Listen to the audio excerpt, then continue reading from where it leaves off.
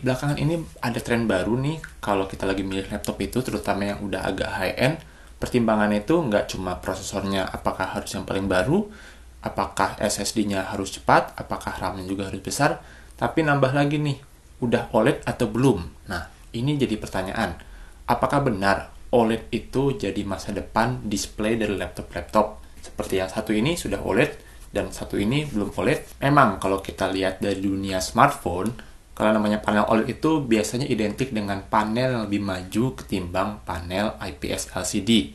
Di mana OLED itu biasanya kontrasnya lebih bagus, lalu juga warnanya itu lebih kaya, kemudian juga dia itu lebih bisa hemat baterai kalau banyak bagian gelapnya. Nah, belakangan, layar OLED itu sudah mulai masuk ke dunia laptop ya. Sebenarnya itu nggak baru-baru banget, karena tahun 2016 aja itu sudah ada laptop dengan layar OLED. Tapi belakangan ini sudah mulai banyak laptop mainstream di harga sekitar ya 10-15 jutaan sudah mendapatkan layar OLED, dan layar OLED pun nggak kaleng-kaleng. Ini dapat yang responsnya cepat, lalu juga kontrasnya bagus banget, brightness juga tinggi, seperti yang kita temukan di Asus Swift 3, lalu Lenovo Yoga Slim 7, dan seperti yang di sebelah saya ini adalah Asus VivoBook Pro. Seperti yang bisa dilihat di sini, seberapa beda kontras dan kekayaan warna antara layar OLED dengan IPS LCD, baik untuk lihat foto ataupun bahkan untuk nonton movie.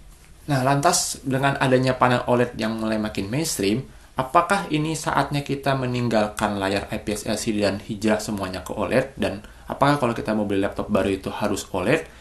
Kalau menurut saya sih nggak gitu juga ya, karena ada banyak alasan kenapa IPS LCD itu masih layak dipertahankan sampai mungkin 10 tahun ke depan sampai ada teknologi baru. Dan juga kenapa layar OLED itu mungkin bukan selalu pilihan terbaik untuk jangka panjang. Nah, buat Anda yang belum tahu, sebenarnya masih ada satu jenis panel lagi yang bisa dibilang ini mungkin yang terbaik antara OLED dan IPS LCD. Saya Julian Bertekno, dan ini adalah penjelasan dari saya mengapa OLED itu mungkin bukan satu-satunya masa depan panel laptop.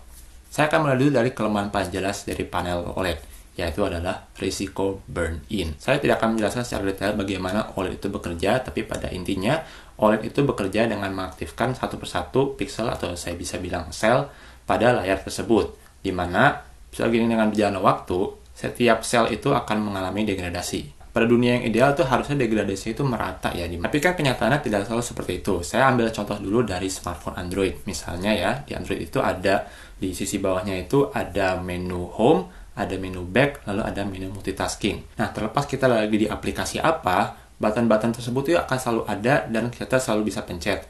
Nah, tapi pada button-button tersebut, sel itu akan bekerja lebih keras dari sel-sel lain di sekitarnya, sehingga akan mengalami degradasi lebih cepat ketimbang sel lainnya. Nah, bagaimana untuk laptop? Laptop juga sama, ada icon-icon statis ya, misalnya kalau di Windows 10 atau ke bawah kan start menunya biasanya di kiri bawah dan tidak akan bergerak.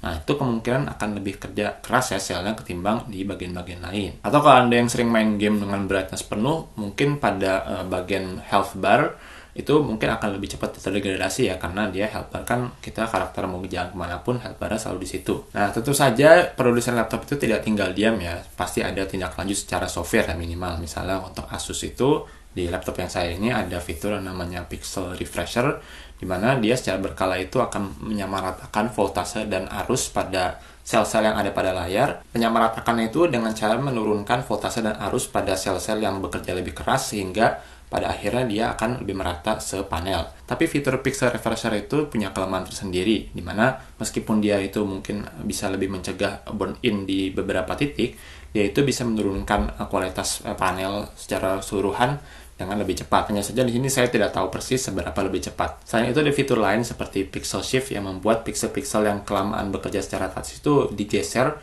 secara berkala sehingga dia tidak kerja terlalu keras. Saya memang belum pakai OLED ini cukup lama untuk membuktikan ini bisa bertahan seberapa lama, tapi saya yakin sebenarnya panel OLED itu tidak dibuat untuk bisa cepat burn-in dalam 2 atau 3 tahun. Tentu saja kalau manufacturer itu proper seperti Asus, saya yakin Asus itu proper ya.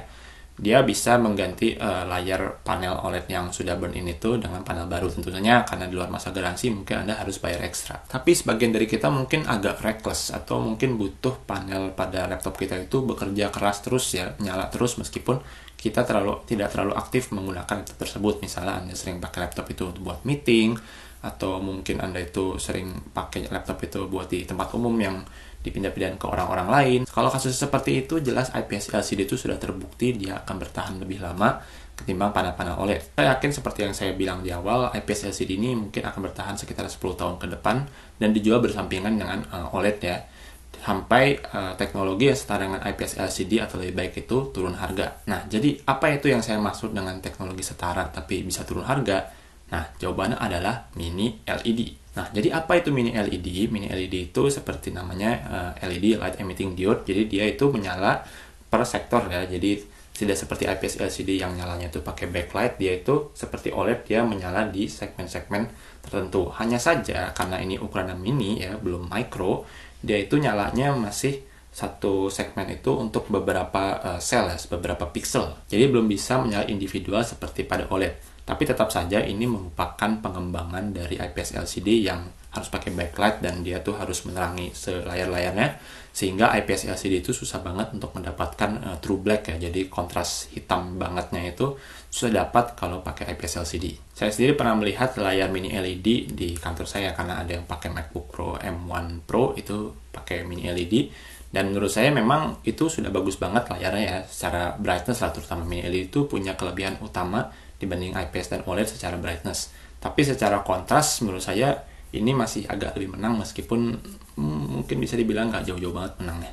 Nah, tapi beda mini LED dengan OLED, dia itu tidak punya elemen organik yang bisa terdegradasi seiring dengan berjalannya waktu. Dan dengan demikian, dia bisa terbebas dari risiko burn-in. Jadi bisa dibilang mini LED itu punya best of both worlds ya. Dia punya kelebihan dari IPS LCD, yaitu dia tangguh ya untuk beberapa tahun ke depan dalam jangka waktu panjang dan brightness juga bisa tinggi. Tapi dia juga bisa punya kualitas kontras yang mendekati OLED. Tapi kalau sebagus itu, kenapa mini LED itu kok banyak kita temukan di laptop-laptop ya? Jadi begini, kalau mini LED itu sendiri sebenarnya dia belum terlalu lama juga ada di laptop. Jadi laptop pertama yang saya tahu pernah punya mini LED itu adalah MSI Creator 17. Nah, cuma dia dipopulerkan memang oleh MacBook Pro series ya, yang M1 Pro dan M1 Max. Nah, jadi sesuai dengan judul-judul laptop yang sudah saya sebutkan tadi, bisa ketahuan kenapa mini LED itu belum banyak. Jawabannya adalah karena produksinya itu mahal. Tapi sebagaimana teknologi pada umumnya, biasanya itu manufacturing cost akan turun seiring berjalan dengan waktu. Jadi, ya mungkin 5 atau 6 tahun ke depan itu mini LED bakal kita banyak temukan di laptop-laptop Windows. Ya, mudah-mudahan juga yang mainstream. Nah, tapi pengembangan IPS LCD itu juga bisa dibilang nggak stagnan ya. Bahkan LG itu pada awal tahun 2022, dia baru saja memperkenalkan teknologi baru pada IPS, yaitu adalah IPS Black. Jadi IPS Black itu kata LG, dia punya kontras hitam yang lebih baik ketimbang IPS biasa, yaitu sampai 35% lebih pekat. Lalu untuk kontras rasionya untuk IPS biasa itu umumnya dia mentok di 1:1000. Nah, sementara IPS Black itu bisa sampai 1:2000.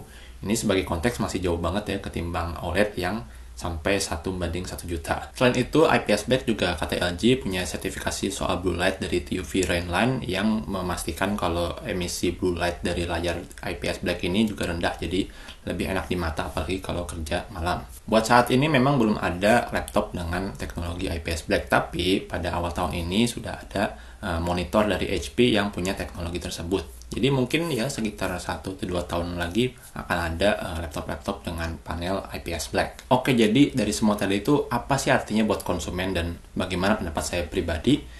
Kalau buat saya pribadi itu sebenarnya saya nggak mempermasalahkan ya saya itu pakai panel IPS atau pakai OLED selama memang kualitasnya bagus. Jadi kalau IPS selama dia itu color gamutnya luas, saya itu masih oke-oke aja dan mungkin agak lebih tenang karena saya bebas dari risiko burn-in. Jadi panel OLED yang saya pakai di laptop Asus ini bisa dibilang saya suka banget. Jadi kontrasnya itu dapat banget dan kalau buat main game juga enak banget karena responsnya cepat dan masih banyak hal bagus lainnya. Tapi saya itu sering pindah juga ke laptop saya yang satu ini, yaitu adalah MacBook Air M1 nih. MacBook Air M1 ini ya punya panel IPS LCD dan begitu saya pindah saya masih oke-oke aja kok pakai IPS LCD. Karena ya IPS LCD yang ada pada MacBook Air itu bisa dibilang bukan IPS LCD yang kualitasnya rendah ya. Dan kualitas IPS LCD yang setara juga banyak ditemukan di laptop Windows yang harganya 11 jutaan ke atas. Jadi yang setara harganya dengan MacBook Air M1. Jadi kalau Anda memakai Windows juga Anda tidak perlu khawatir ya menurut saya. Nah itu nggak semua racikan panel pada laptop Windows dengan OLED itu bisa dibilang bagus ya. Jadi begini, jadi secara kontras, warna, dan tadi yang saya sebutkan itu memang dia bagus. Tapi kalau dari soal reflektivitas menurut saya ini agak terlalu tinggi. Bahkan kalau saya naikin brightness sampai tinggi sekalipun, ini lihat itu masih banyak pantulannya ya. Jadi saya tuh sebenarnya nggak terlalu suka untuk layar yang banyak pantulan seperti ini karena agak-agak mengganggu kalau saat kerja. Jadi itulah mengapa saya masih oke kalau saya tuh harus pakai laptop dengan layar IPS LCD, karena kadang-kadang itu dia lebih baik, apalagi kalau tempatnya kita tuh banyak lampu-lampu terang ya yang bisa bikin mantul di laptop. IPS LCD juga tetap mantulin, tapi nggak separah pada layar OLED yang sengaja dibikin reflektif seperti itu. Buat Anda yang punya dana juga Anda punya jalur layar bagus tapi bebas burn-in dengan cara pilih mini LED ya. Tentu saja ini nggak ada yang murah ya, dimana MacBook Pro itu setahu saya masih di atas 18 jutaan semua ya. Yang M1 Pro base model saya masih kurang update. Dan tentunya laptop Windows dengan mini LED itu masih sangat-sangat jarang untuk saat ini. Oke, demikian aja video singkat dari saya, mudah-mudahan bermanfaat. Silahkan like video ini jika dirasa bermanfaat, subscribe jika tidak ketinggalan konten dan konten lainnya. Saya Jul dan terima kasih telah menonton.